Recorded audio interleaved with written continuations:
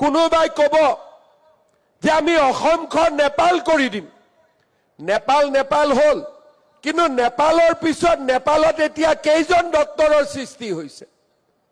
ভাঙি যোৱা দোকানবিলাক বনাবৰ কাৰণে কাৰ পইচা খৰচ হৈছে? নে নেপাল বিপ্লৱৰ পিছত নেপালত তক্ষশিলা নালন্দাৰ সৃষ্টি হল? নে নেপালত ৰাস্তাত হুলস্থুল কৰাৰ পিছত নেপালৰ মানুহবিলাকৰ ঘৰবিলাক বিল্ডিং হৈ গল? নে নেপালত হুলস্থুল কৰাৰ পিছত লাখ লাখ ল'ৰা ছোৱালীয়ে চৰকাৰী চাকৰি পাবলৈ সক্ষম হল?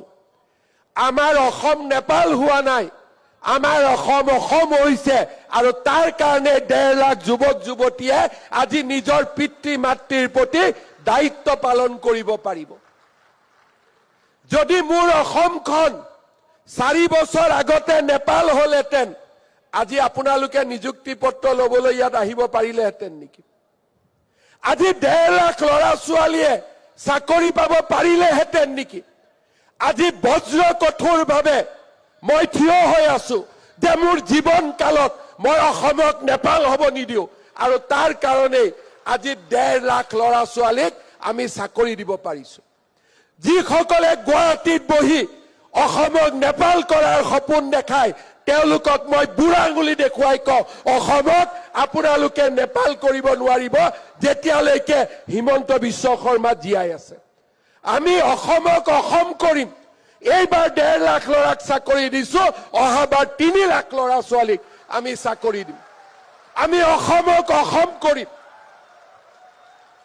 এইবাৰ 1.5 লাখ পিতৃ মাতৃয়ে হাঁহিছে, অহাবাৰ মোৰ অসমত 3 লাখ পিতৃ মাতৃয়ে হাঁহিব।